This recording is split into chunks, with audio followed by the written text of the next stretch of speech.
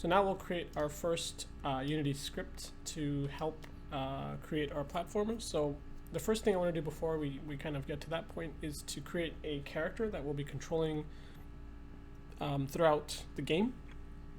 So for now, I'm just going to pick a very simple model. I'm just going to create a capsule. And it doesn't matter what shape we select right now, but the point is that we want to create a game object that we can control.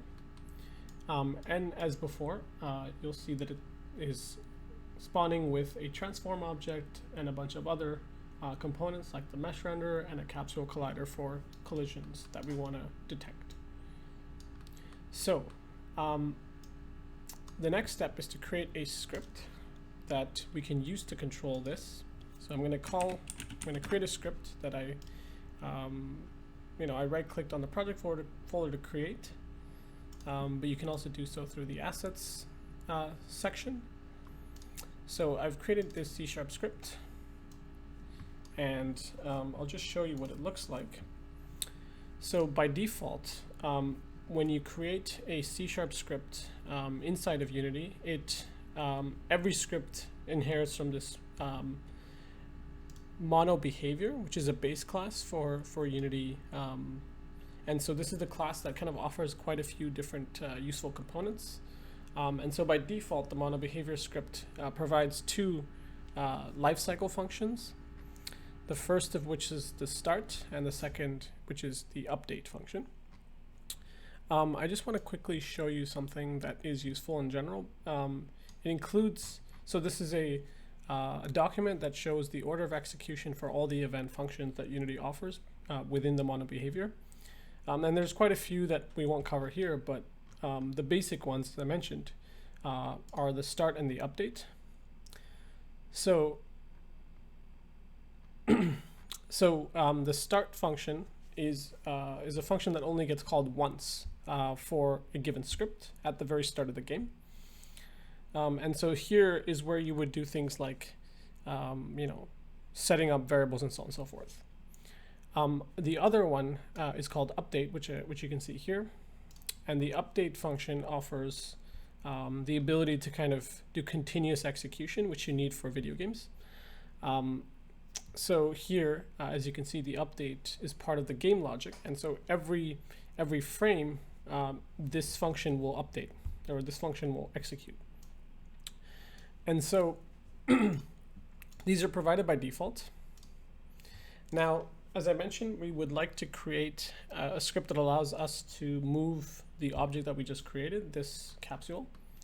And so before we do anything, we should probably take the script and attach it to the capsule, so you can kind of drag scripts to the inspector view, or you can just add it in as I've shown you before.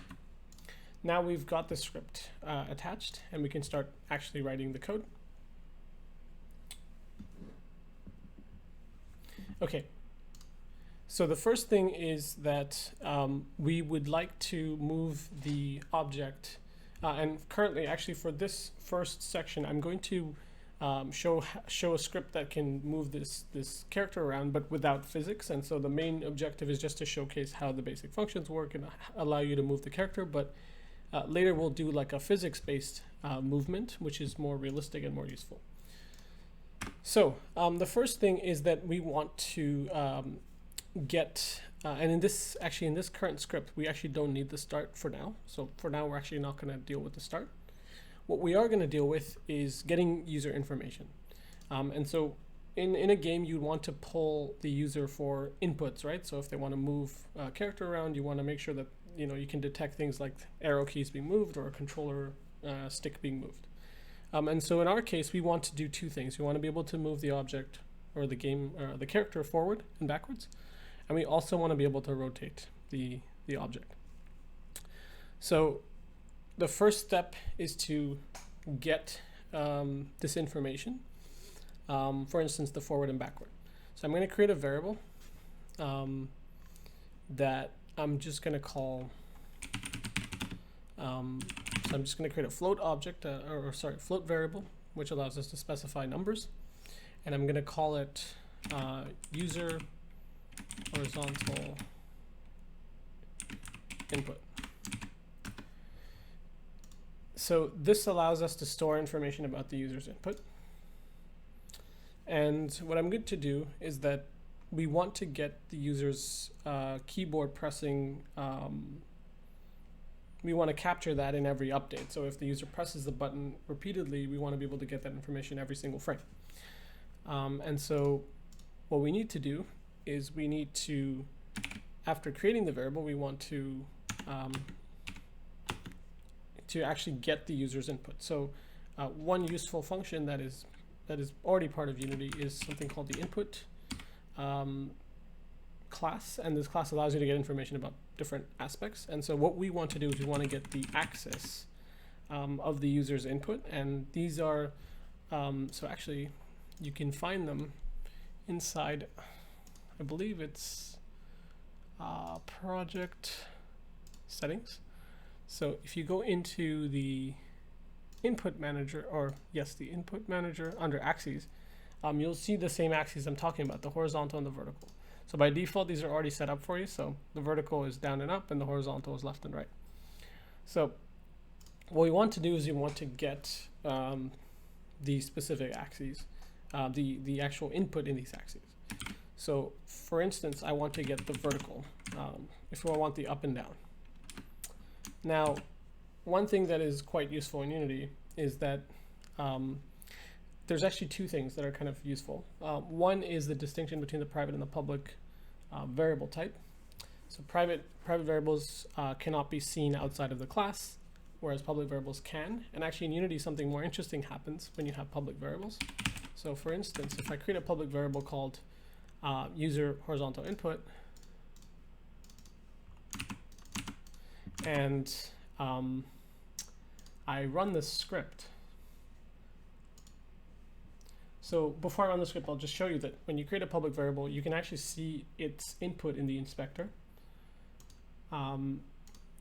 So you'll see right now it's 0. But if I were to move my arrow key up or down, you'll see that there's this update is actually happening in real time and we can see it. Now this is useful in some instances, but generally speaking, when you don't want to use public variables unless you absolutely need them. And so in this case, we're just going to go with a private variable. And one important thing, or one useful way to get this information, so let's say you want to see what the user's input is you can do something called debugging to the console. So you can do debug.log. You can say present me the user horizontal input. And now, if I go to the console and I hit play, now you'll see an update of the user input. And if I were to apply the actual input, you'll see that the value is updating.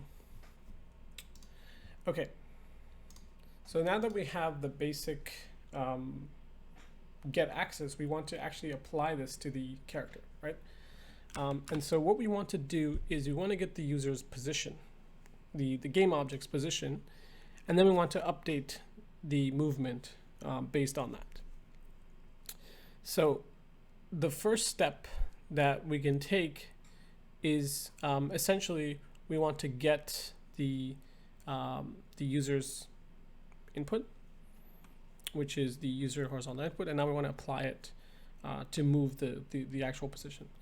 So one thing we can do is, since the script is already attached to the game object, we can get access to this object's position in a couple of different ways. One way is we can do get component, and here we want to get component transform object, right? So we want to get the transform that is attached to this game object. So actually, we would do game object dot get component transform, and then we want to set its position, right? So we want to take the input that the user provides. We want to update the position of this object. And the way that we do this is we can then take the information that we have from the input, and we always want to move forward. So there's a couple of different useful functions that Unity provides with transform. So for instance, it provides one function called transform to forward, which always gets you the the object's forward direction. So we want to take this vector, which is a three-dimensional number, or three numbers essentially, and we want to get the forward direction of that object.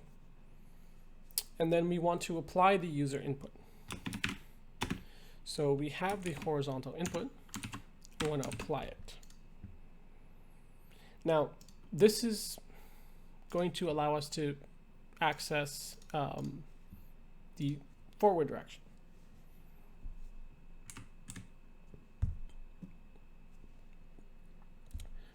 So as you can see, when I press the keys forward and backwards, I am moving forward and backwards.